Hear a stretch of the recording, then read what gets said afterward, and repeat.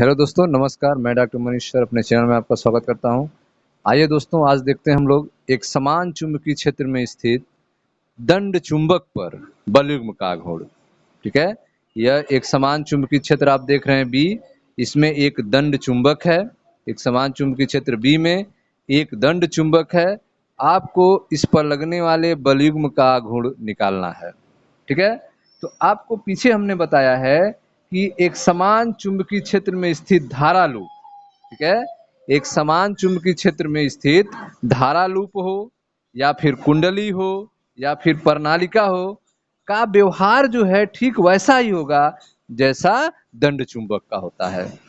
ठीक है, तो जिस तरह से एक समान चुंबकीय क्षेत्र में स्थित धारा लूप का व्यवहार होता है, कुंडली का व्यवहार होता है, प्रणालिका का व्यवहार होता है, ठीक उसी तरह से एक दंड चुंबक का भी व्यवहार होता है।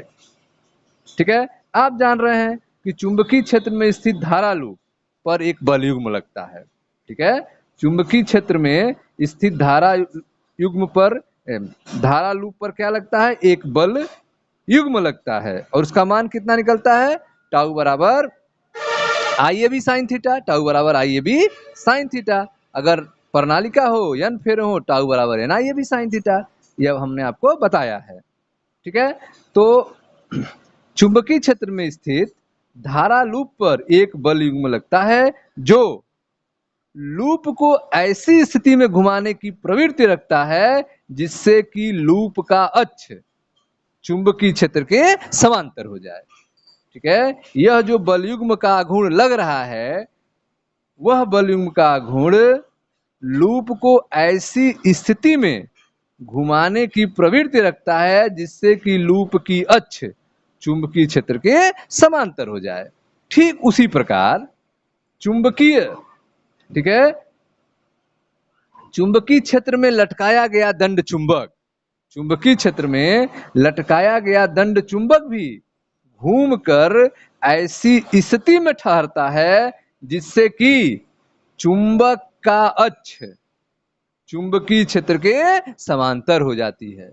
चुंबक का अक्ष चुंबकीय क्षेत्र के समांतर हो जाती है। ठीक है, इस तरह से आप देख रहे हैं कि स्पष्ट है कि चुंबकीय क्षेत्र में स्थित दंड चुंबक पर भी एक बल युग्म लगता है। चुंबकीय क्षेत्र में स्थित दंड चुंबक पर भी एक बल युग्म लगता है जो चुंबक की अक्ष को क्षेत्र के समांतर करने की प्रवृत्ति करता है, जो चुंबक के अक्ष को क्षेत्र के समांतर करने की प्रवृत्ति रखता है। ठीक है, अगर हम चुंबक के परमाणु मॉडल के विचार करें तो चुंबक का जो परमाणु मॉडल के अनुसार चुंबक का प्रत्येक परमाणु जो है एक नन्हा धारा लूप होता है। चुंबक का अगर परमाणु मॉडल पर विचार किया जाए तो चुंबक का प्रत्येक परमाणु जो है एक नन्हा धारा लूप होता है और ये सभी धारा लूप एक ही दिशा में संरेखित होते हैं।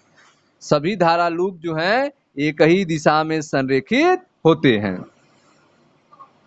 ठीक है, चुंबकीय क्षेत्र में इन नन्हे धारा लूपों पर लगने वाले बलयुग्म का योग ही चुंबक पर लगने वाला बलयुग्म होता है। चुंबकीय क्षेत्र में इन नन्हे धारा लूपों पर लगने वाले बलयुग्मों का जो योग होता है वही चुंबक पर लगने वाला बलयुग्म होता है। ठीक है, अब जो है आप यह जान रहे हैं कि चुंबकीय क्षेत्र बी में, ठीक है, आपको मालूम है कि चुंबकीय क्षेत्र वेक्टर बी में क्षेत्र की दिशा से थीटा कोण पर स्थित, क्षेत्र की दिशा से थीटा कोण पर स्थित धारा लूप पर लगने वाला बलयुग्म का घूर्ण कितना होता है? धारा लूप पर लगने वाला बलयुग्म का घूर्ण होता है टाउ बराबर I A B sine theta. Tau बराबर I A B sine theta होता है। ठीक है, जहां ए क्या होता है? ये जो है धारा लूप का क्षेत्रफल है। ठीक है, अगर यदि दंड चुंबक में n धारा लूप हो, दंड चुंबक में कितने धारा लूप हो? कैपिटल N धारा लूप हो, तो उस कंडीशन में लगने वाला बलयुग्म का घूर्ण क्या हो जाएगा? तो उस कंडीशन में लगने वाला बलयुग्म का घूर्ण टाउ बराबर n I A B sine theta हो जाएगा। ठीक है, तो यदि दंड चुंबक में यन धारा लूप हो तो उस कंडीशन में पूरे चुंबक पर लगने वाला बलून का आघूर्ण टाउ बराबर यन आई ए बी साइन थीटा हो जाएगा। इसको हम मानते हैं समीकरण नंबर 1। ठीक है। अब जो है चुंबकीय क्षेत्र में स्थित दंड चुंबक धारा लूप हो या फिर धारावाही कुंडली हो का व्यवहार जो है वैद्युत क्षेत्र में स्थित वैद्युत द्विध्रुव के व्यवहार जैसा होता है।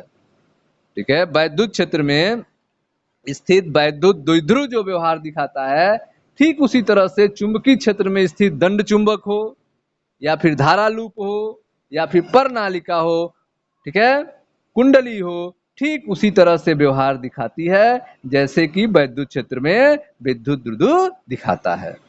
ठीक है। यही कारण है कि दंड चुंबक, धारा लूप, धारावाही कुंडली इत्यादि जो है चुंबकीय द्विध्रुव कहलाते हैं। ठीक है। इनको क्या होता है? चुंबकीय द्विध्रुव होता है इन सब में। और आप जान रहे हैं कि वैद्युत क्षेत्र ई में क्षेत्र की दिशा से थीटा कोण पर स्थित वैद्युत द्विध्रुव पर एक बलयुग्म लगता है। यह बातें आपको बताई गई हैं कि विद्युत क्षेत्र ई में क्षेत्र की दिशा में थीटा कोण पर स्थित विद्युत द्विध्रुव पर एक बलयुग्म लगता है जिसका आघूर्ण कितना होता है? जिसका आघूर्ण टाउ बराबर पी साइन थीटा होता है। टाउ बराबर क्या होता है? पीई साइन थीटा होता है। ठीक है। यह किस में होता है? विद्युत द्विध्रुव। ठीक है। विद्युत क्षेत्र में होता है यह टाउ बराबर पी साइन थीटा, जहां पी क्या होता है? वैद्युत द्विध्रुव का आघूर्ण होता है। ठीक है। तो अगर समीकरण 1 और 2 की तुलना करें, समीकरण 1 और 2 की तुलना करें तो पी के जगह पे यहां पर एन आई ए आया है। पी के जगह पे क्या आया है? एन आई ए आया है। बाकी आप देख रहे हैं समीकरण 1 में बी चुंबकीय क्षेत्र को और समीकरण 2 में ई विद्युत क्षेत्र को रिप्रेजेंट कर रहा है। तो समीकरण 1 और 2 की तुलना करने से स्पष्ट हो रहा है कि जो राशि एन आई ए है वह वैद्युत द्विध्रुव के आघूर्ण पी के समतुल्य है। ठीक है। इसे चुंबकीय द्विध्रुव आघूर्ण, इसे क्या कहते हैं? चुंबकीय द्विध्रुव आघूर्ण अथवा दंड चुंबक का चुंबकीय आघूर्ण कहा जाता है। इसे क्या कहते हैं? दंड चुंबक का चुंबकीय आघूर्ण कहते हैं और इसे कैपिटल एम से प्रदर्शित करते हैं। कैपिटल एम बराबर तो N I A, capital M बराबर एन आई ए। यह क्या है? दंड चुंबक का चुंबकीय आघूर्ण है, मैग्नेटिक मोमेंट है, जिसे कैपिटल एम से लिखते हैं और यह होता है एन आई ए। एम बराबर एन आई ए। ठीक है। यह है आपका चुंबकीय आघूर्ण। चुंबकीय आघूर्ण जो है एक सदिश राशि है। चुंबकीय आघूर्ण एक सदिश राशि है और यह चुंबक अक्ष के अनुदिश दक्षिण ध्रुव से उत्तरी ध्रुव की ओर दृष्ट होता है। किधर होता है? दक्षिणी ध्रुव से उत्तरी ध्रुव की ओर दृश्य होता है। ठीक है। अब जो है समीकरण 1 से दंड चुंबक पर लगने वाले बलयुग्म का आघूर्ण कितना होगा? तो समीकरण 1 से अगर देखा जाए तो दंड चुंबक पर लगने वाला बलयुग्म का आघूर्ण टाउ बराबर एम बी, एन आई ए की जगह क्या लिखेंगे? यम, तो यम बी साइन थीटा हो जाएगा। टाउ बराबर क्या हो जाएगा? M B sine theta. ठीक है। तो दंड चुंबक पर लगने वाले बलयुग्म का आघूर्ण टाउ बराबर यम बी साइन थीटा हो जाएगा। चुंबकीय क्षेत्र में स्थित चुंबक पर आरोपित बलयुग्म का आघूर्ण स्वयं एक स्वतंत्र भौतिक राशि होती है और इसे चुंबक के ध्रुवों पर लगने वाले दो समांतर बराबर विपरीत बलों द्वारा निर्मित नहीं माना जा सकता है। ठीक है। तो आप देख रहे हैं कि चुंबकीय क्षेत्र में स्थित चुंबक पर आरोपित बलयुग्म का आघूर्ण जो है एक स्वतंत्र भौतिक राशि है। ठीक है। इसे चुंबक के ध्रुवों पर लगने वाले दो समांतर बराबर विपरीत बलों द्वारा निर्मित नहीं माना जा सकता है। ठीक है। तो इस तरह से आपने देखा चुंबकीय द्विध्रुव आघूर्ण या दंड चुंबक का चुंबकीय आघूर्ण यम बराबर क्या होता है? एन आई ए होता है। ठीक है। दंड चुंबक पर लगने वाले बलयुग्म का आघूर्ण क्या होता है? टाउ बराबर एम बी साइन थीटा होता है। ठीक है स्टूडेंट्स। तो यह था आपका एक समान चुंबकीय क्षेत्र में स्थित दंड चुंबक पर बलयुग्म का आघूर्ण टाउ बराबर M B sine theta. Okay students, thank you.